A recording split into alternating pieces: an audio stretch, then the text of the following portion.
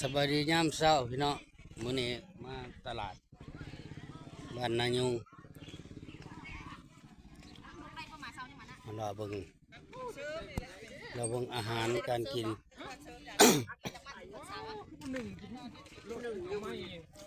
กบก็มีมีไก่ซื้อเพื่อนมียูคาบริสุทธิ์มีข้าวจะหาคอโลดเนาะครับไปทางนี้ก่อนฝนตกพี่น้องเลยตกแห้งตกรัดเช้าเราเบิ่งในเราเบิ่งตลาด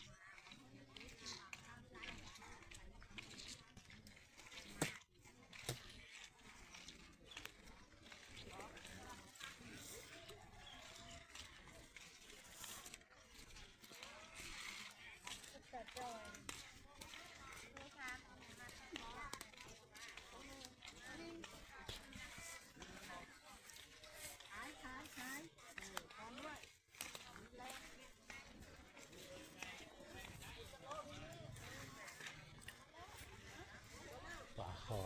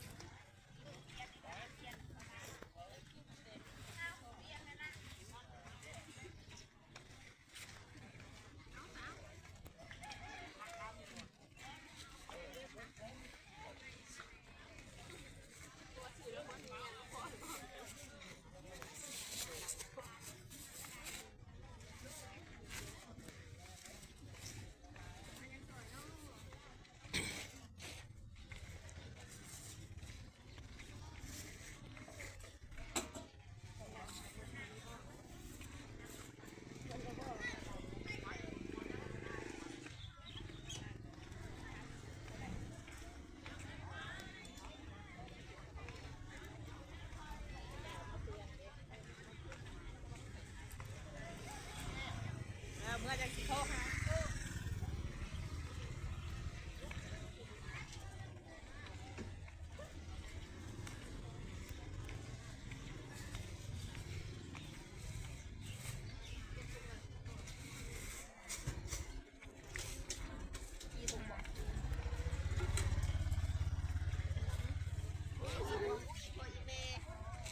นี่มันคาโทรศัพท์ที่เป็นบ้าน มูวิเน็ตดีว่า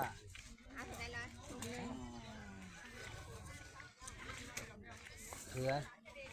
งามเนาะ10 บาทน้ำบุญเฮ้น้ำบุญพอโต๊ะห้ามหัว10 บาทวะ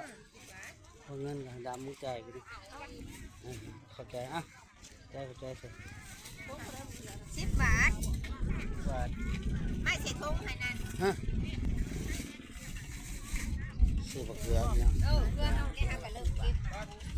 เขือพี่ดำซื้อให้ครับ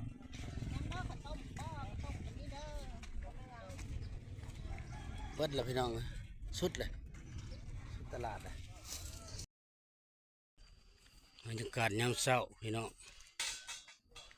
บนเมืองไฟบนนยุงเมืองสองคอนแขวงสอนนกีเมื่อคืนฝนตกแห้ง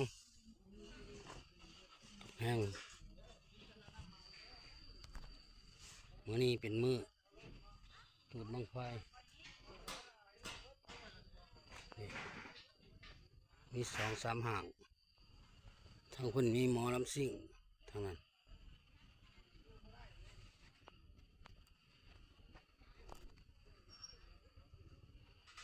แม่ค้าฝนตกห้ำเมื่อคืนสวยจังหน่อยมีหมอลำซิ่งเลย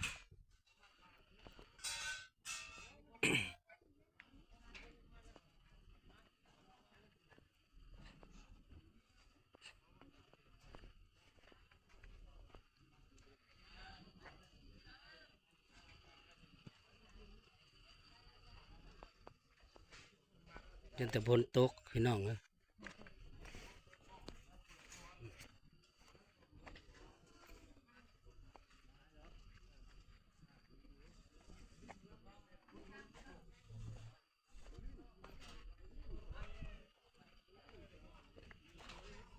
างนั้นหมอลำซิ่ง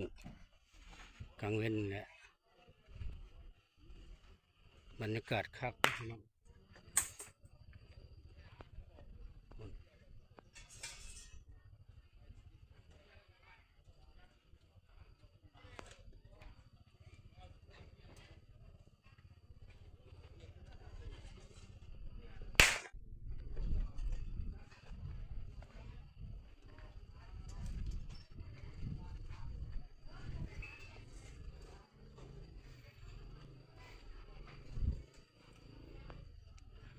ฝนแห้งเมื่อคืนนี่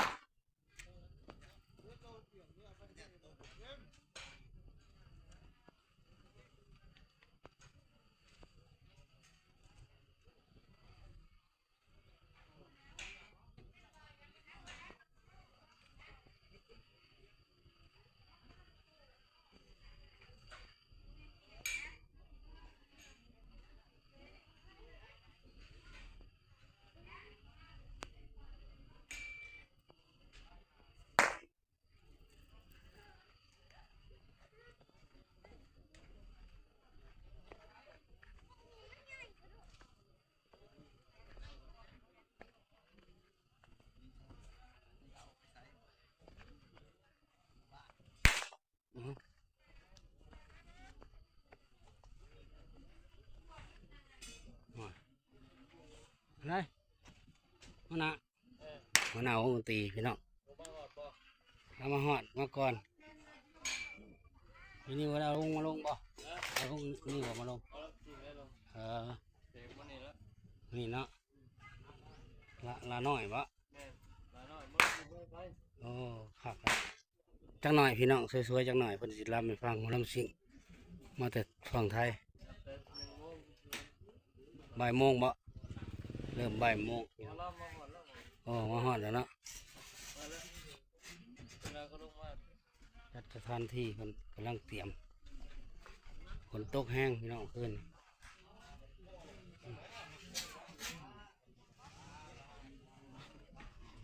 ฝนตก